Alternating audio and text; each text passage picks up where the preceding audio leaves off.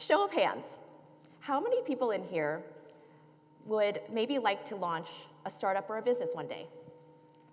Oh, okay, good amount of people, love it. Well, in 2022, I made the brilliant decision to leave a high-paying, prestigious career to launch my very first startup. My parents were so proud. Freshly 40 and full of life as a working mom of 2 children under the age of 3, I was in the perfect position to do it. Not only that, but I had management consulting experience. I mean, I knew strategy, I knew operations, but most importantly, I knew how to make a killer PowerPoint deck. And I had identified a problem worth solving, a challenge that so many people wrestle with. And if anyone understood the challenges of postpartum working moms, it was me.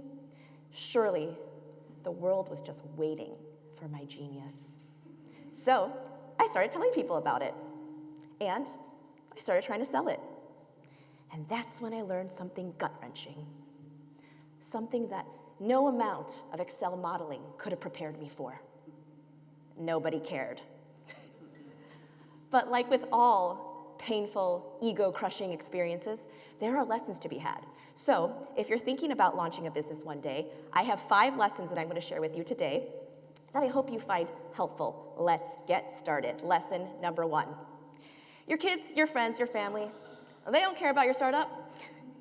So when I was thinking about what to name my business, I thought, what better way to honor my family than to name my company after my daughter, who happens to be named after my mom.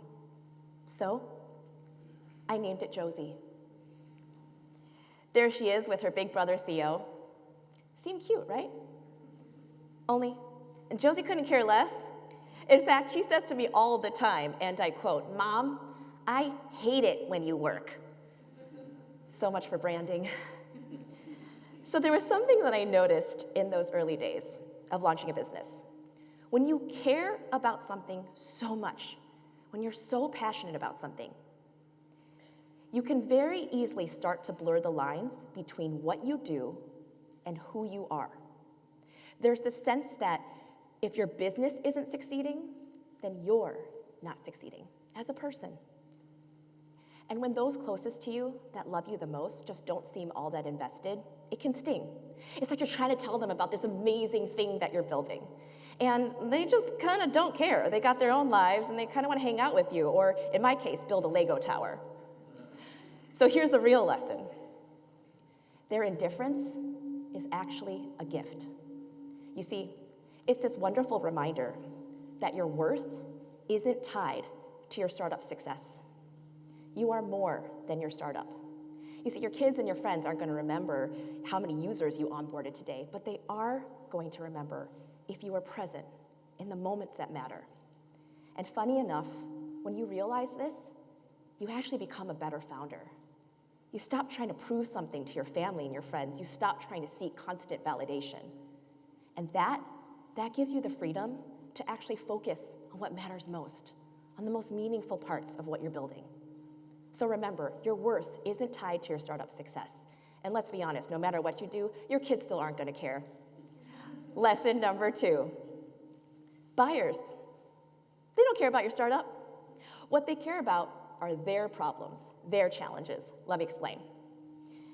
When I first went to market with Josie, I created the prettiest pitch deck. I mean, this thing was flawless. It was a work of art. It was chock full of data and research and our amazing pilot results.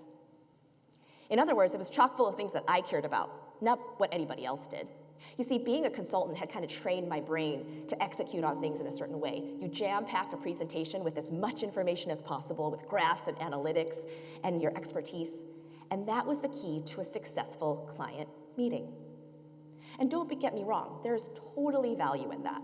But when you're going to market with something new that no one's ever heard of before, it doesn't really work. Turns out buyers don't care about your latest product features.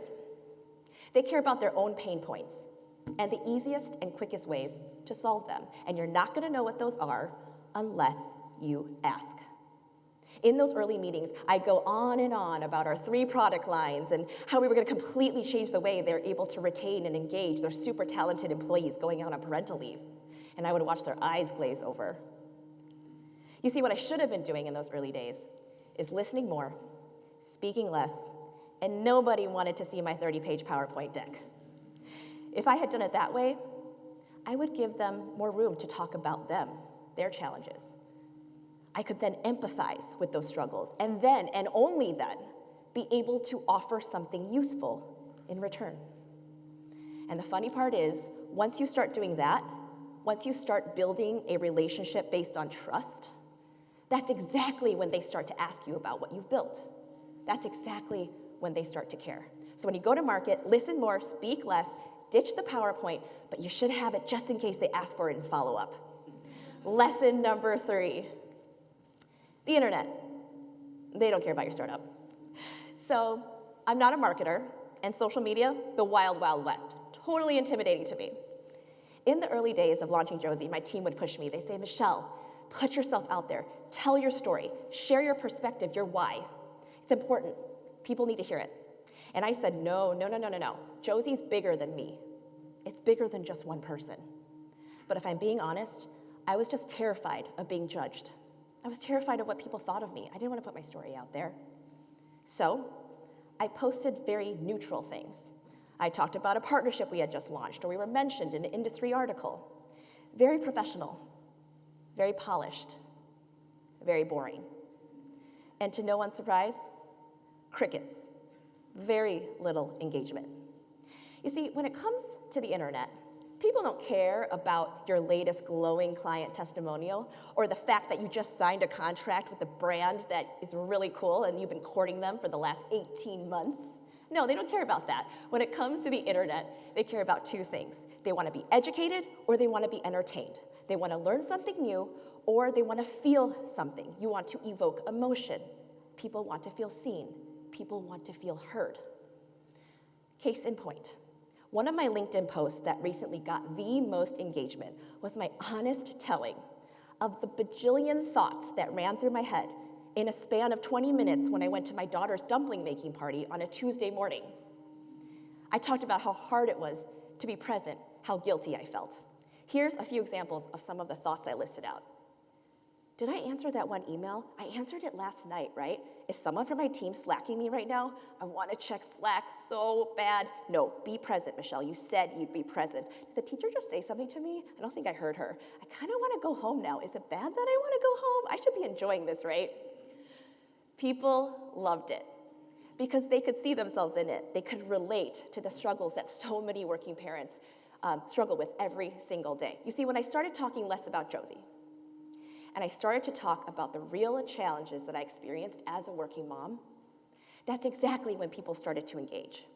And funny enough, that's exactly when they started to care about what we were building. So here's the real lesson. People don't buy products, they buy stories. And the best stories are the ones in which we see ourselves in them. Lesson number 4. Your competition doesn't care about your startup. And you shouldn't care about them either. Well, don't get me wrong, you should know what they're doing, please do. But let me explain. I've seen too many brilliant people with amazing ideas not move forward because there's too much competition. I get it. I was one of those people. In the early days before launching the company, I'd look at competitor websites and I'd say, wow, look at those logos. Look at their founder. They're 40 under 40, and here I am, well, over 40. You see, it can be easy to get discouraged when you start to compare yourself to someone else's perceived progress. But there's something that my amazing co-founder, Allison, always likes to remind me of. She says, Michelle, if this problem had already been solved, you wouldn't have had the meltdown that led to us wanting to start Josie in the first place.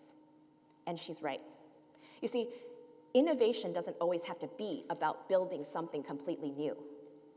It can be about reaching untapped markets. It can be about stitching together things in a new or unique or different way that resonates with audiences that maybe haven't been reached yet. It actually reminds me of a Chinese proverb that my mom used to say to me growing up. In Mandarin, it goes like this: 山中没老虎，猴子做大王.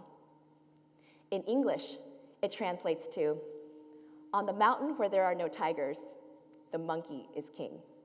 Now, as an aside, she did not mean this as a compliment to me. My mom would say this whenever I made a sports team or I was the top of my class. She was essentially saying, yeah, you're only there because the competition is weak, Michelle. But self-deprecation aside, there's actually a really important lesson in there for founders, right? Play where the tigers aren't, right? Because that's where the unmet needs are. That's where your talents are needed the most. Not because it's easier, but because it's harder. So, the real lesson here, stop obsessing over your competitors. Focus on the unmet needs. All right, let's bring this home. I just spent the last 10 minutes or so telling you guys that pretty much the world doesn't care about your startup. But here's the lesson number 5. You have to care about your startup.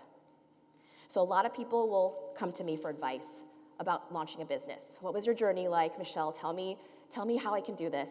And they're so excited about starting something new, about being in charge. But when I ask them, well, okay, what's the problem that you're dying to solve? And they don't have a good answer for me. Here's the hard truth. If you don't care deeply about the problem that you're running at, that you're trying to fix, you're not going to get very far. Because make no mistake, becoming a founder will consume you. It'll take over every fiber of your being. And if you don't care deeply about it, you're not going to have the stamina to push through the hard days. And there will be so many hard days. So find a problem that lights a fire under you. Find something that you care about deeply. Because if you don't, then why would anyone else? Thank you all for your time today. I hope that this 40-something founder gave you something useful, or something that made you laugh at least. I'll leave you with this one final thought. If you're thinking about launching a business one day, find a problem that you care so much about, that you believe that if you worked on it, the world would be just a little bit better. And recognize that at least in the beginning, other people just aren't going to care, at least not as much as you do. And that's okay. It should never be about making anyone else care, and it should always be about knowing yourself and what you care about, what matters to you. Because if you do that, one day, they will care. And when they do, that's when everything changes. Thank you.